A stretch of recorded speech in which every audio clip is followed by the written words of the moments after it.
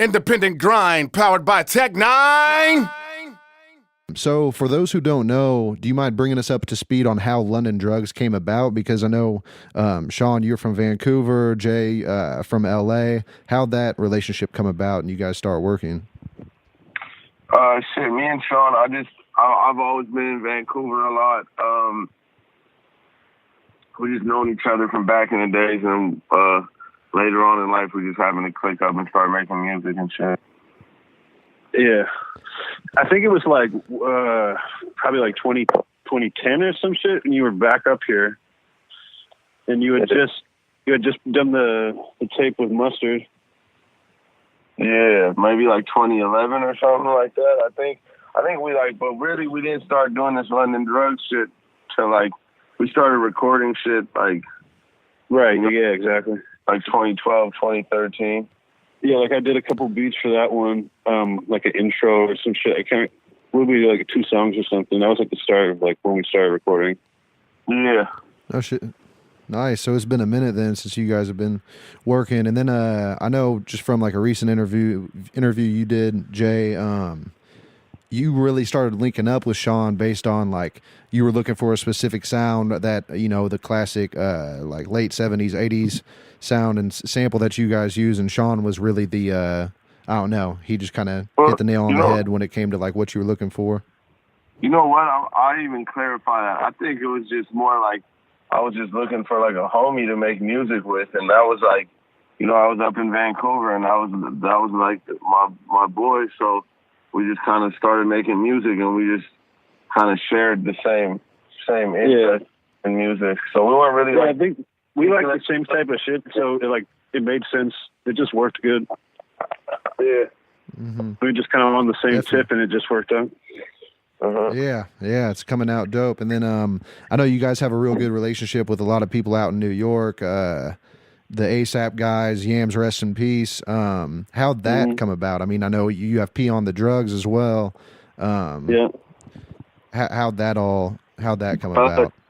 Yams I met Yams in like 2012, and he just. Where were you guys at South by or something, right? Yeah. I met him, and he pretty much just reached out to me after I'd done this record with Sean and Dash, and we just stayed in contact, and whenever we see each other, we was fucking with each other, and he liked the music we were making, and you know, the rest is history. That's how I met P on the boards and everything. So, you know, always he was like kind of our first co-sign in the rap game. Nice. Yeah, that's dope. I remember seeing him in one of your videos use a trick or whatever with G Perico and all them. And then another person who we actually, you know, he's on there talking shit and stuff, but another person we've seen in your videos and I know you've got a relationship with is Ashton Matthews. Where does he come into play of all this? Like, did you just know him from LA? Yeah, I know him from LA, and then kind of just also just, you know, like the whole Yams gang thing, you know, like we all came up kind of, you know, making music, and Yams kind of overseeing all of our shit at the time. So we was all kind of just thrown into the same mix, you know what I mean? Yeah, because Yams was doing the cutthroat shit, right? Yeah. At the time. Mm-hmm. But, I don't know,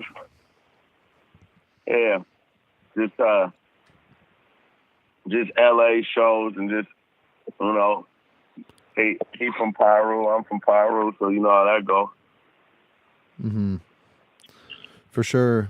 It's I don't know, it's cool how all that stuff kind of comes full circle just with all these guys being from different places. Then I know a couple of your releases, I'm not sure which ones exactly, but you guys are going through Fool's Gold. For those who don't know, I mean, I know a lot of people get, you know, when labels get involved, people get it fucked up as far as what their role is and what they do for the artist. Do you mind letting us in on, if you're okay with speaking on it, just kind of what that entails? You know, they just gave us a platform to put out our project. We don't got no paperwork or nothing with them. They just kind of sponsored our tape.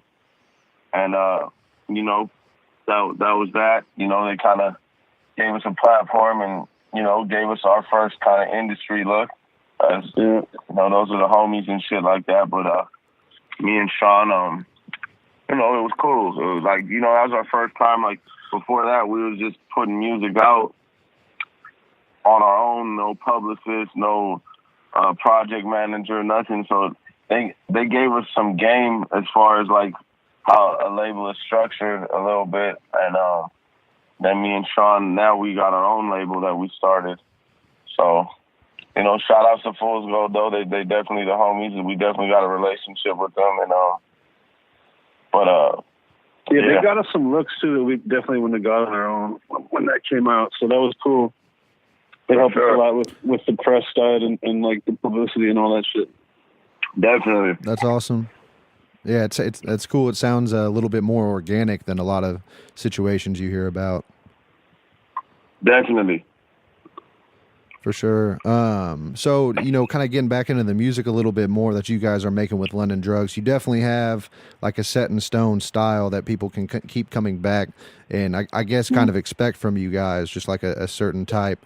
Sean, whenever you're producing, do you just, is that your main style of music or do you just know exactly what Jay's looking for and how hands-on are both of you guys with the production? Well, I think like with production, it's kind of like, I've been doing it a while, and I mean, I've sort of gone from like trying a little bit of everything, and I think like this is probably closest to like when I very first started, like the original sound I was going for, I guess. Because when you first start, I don't know if this is for everybody, but when I first started, it was like heavy sampling, like we kept it real minimal, like it is with the London Drug shit, and then it sort of progressed into more like writing stuff on the keyboard, and then everything going like synth and all that, but it kind of came full circle back to this for the London Drug sound. Dope. As far as like when Jay's on tour, are you with him or you guys hang out a lot or is it just kind of a back and forth conversation? Well, with the last tour I wasn't on it. No, I was in Vancouver, but whenever like he'd be back and forth between LA and Vancouver quite a bit, so we kick it all the time whenever he's in town, and I'll be down in LA pretty often, in New York and stuff, traveling and shit. So we do travel together, but I wasn't on the last tour though. Yeah, Sean, do you work with anybody outside of Jay? I mean, I used to really try to like chase like placements and stuff and try to get beats off, but I've sort of just I don't really like. I'm more into like making songs now with people as opposed to like trying to like, chase beat placements and stuff. So it's cool. I mean, like. I mean, we have a good chemistry in the studio, and I like working with them. I'm not really looking for anything that's like, I'm not reaching out to people necessarily. If people want to work, that's cool. I'm down, but I'm definitely not trying to chase anything right now as far as like getting beats off. Mm-hmm. And whenever like your shit's coming together, are you guys typically at the same studio, or do you just kind of do it remotely from wherever you're at? Yeah, no, we record everything together. Dope. There hasn't been any song we haven't done together. We're always together. Nice. I think that's cool what you guys do as far as like working with producers for projects, like staying, you know, in that lane of working with Alchemist and doing a project with that and like not just sending beats off and it's like, hey, here you go, take this beat, do whatever with it. Like you guys are kind of on the same page with things and that's cool to see that come back a little bit. Mm.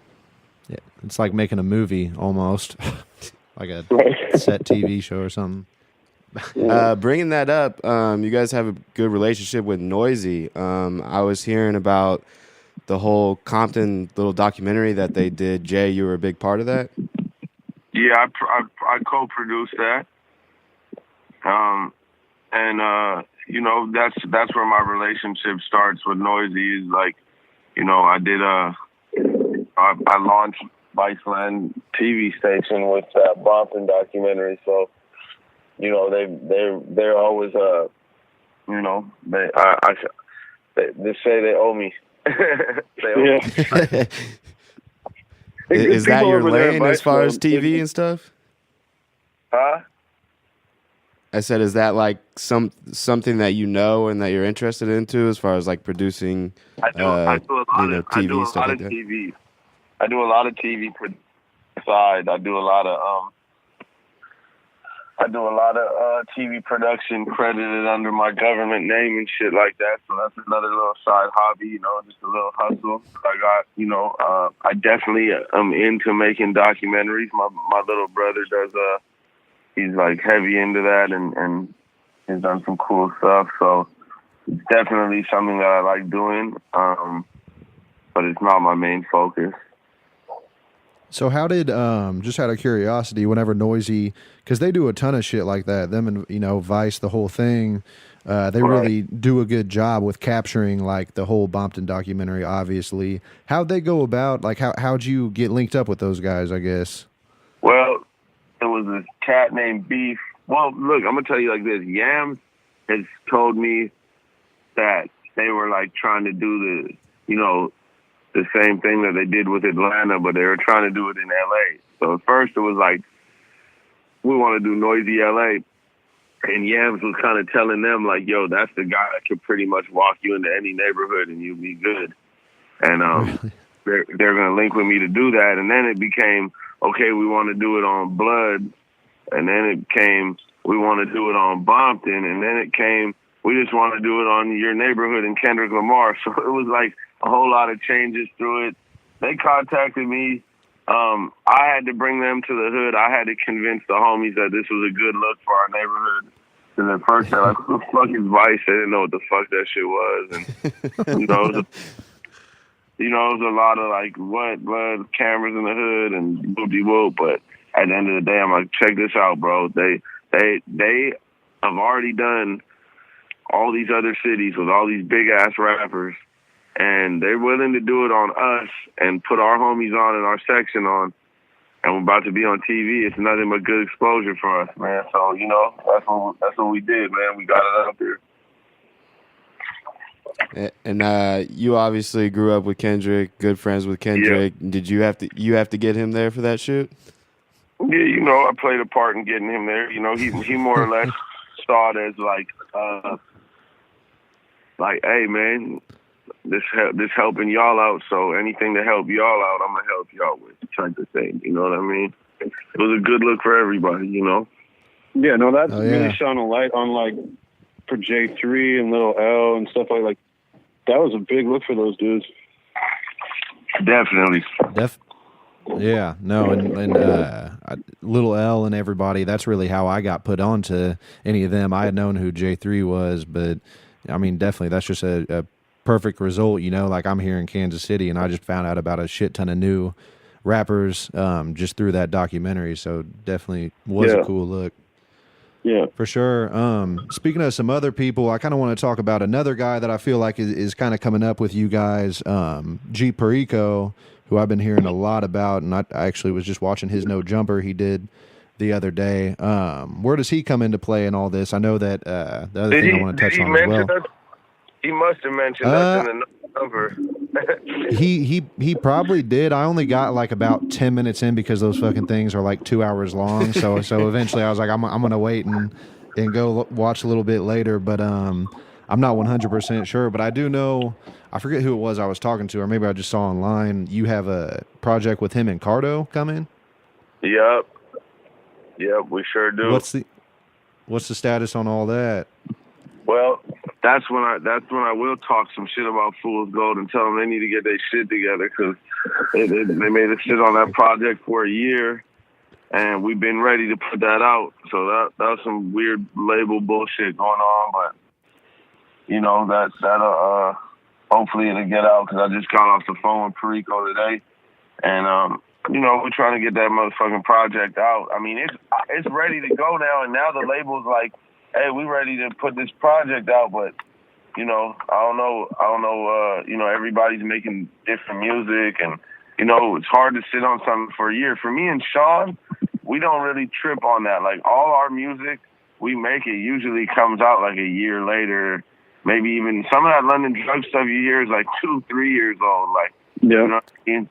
So, I mean, I don't know, but nowadays I like to kind of put shit out faster, and especially if it's like a vibe, and you know, that one we kind of caught a vibe in the studio, and it was just, I don't know, man. I don't know. Hopefully that project come out. That's all I'm going to say. But G Perico, that's like one of my best friends. We always make music together. So you're going to hear lots of stuff from me and him. You're going to hear a lot of stuff from me and Cardo. So even if a G Worthy project all produced by Cardo doesn't come out, you'll definitely hear records by Cardo and me and Perico rapping on them. So it's all good, baby. You had a pretty huge year as far as talking about 2016, as far as releasing music and stuff like that. Are you still continuing? Are you still looking at it that way? Like, you're still gonna be dropping a ton of music, or are you gonna? Oh hell yeah, man! We're about to put out like 5 projects by the time 2018 hits. We'll have like 5 releases out for sure. Like, I'm letting this Al shit take its course, but watch. By the time August hits, you're going to see a new project. By the time September hits, new project. By the time October, November hits, new project. December, new project. I'm not playing. We got too much shit in the works, man. Me and Sean got a label. It's called GDF, and it's an imprint through Empire, and shit, we got a ton of shit we putting out, man. So we're not stopping, man. Dope. Definitely looking forward to it. I know all that shit you guys have been releasing. It's like I'm not even gonna lie. I got hip to it a little bit after the On-Site song with Larry June, and then I started to go back and hear all the London Drugs stuff, and it's really been providing the theme music for the summer. Even though we're out here in fucking Kansas City, it's still making us feel like we're in LA. Or That's it, man. That's crazy, man. See, like, a lot of people have gotten hip to us through that On-Site song with Larry June, and that's because before that might have been our first song we put on Spotify and iTunes, man. So, like, for a minute we were just limited to our shit was, you could only get it on SoundCloud. And I think putting it everywhere was the move. Yeah, definitely, dude. No, yeah, it's I don't know. It's nice that you can get it on all these different platforms these days and just reach a whole new group of people. Kind of speaking a little bit more, just to wrap everything up, do you mind letting us in on what's coming up for London Drugs, or if you guys are planning on anything else coming up, any new tapes as far as, this summer or anything like that? Larry June and London Drugs, EP up next. Oh, shit. Yeah. Yes. That should be out That's by it like right end there. of summer, probably. Yeah, that No should be out way. by end of summer. Yeah. That's going to be crazy. No, I don't know, the On-Site, just hearing Larry June on that shit. I know he likes to do a lot of the trap stuff, but it's a breath of fresh air whenever he comes and hops on some beats like you guys have. Yeah.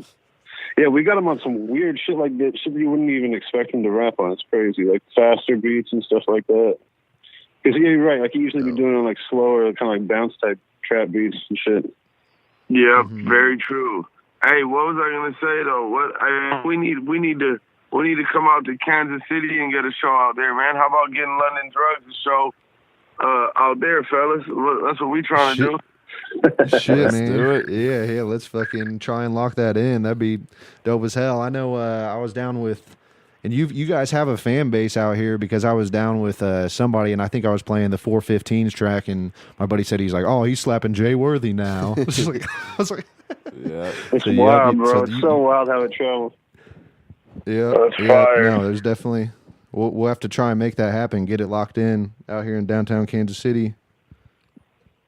Come on, we ready. So shit, man. Appreciate the radio show and all that, and shit, y'all. We'll stay in touch. This is the genius, Chris Calico. Cali, baby. Letting you know you're tuned into Tech Nine's Independent Grind on Dash Radio.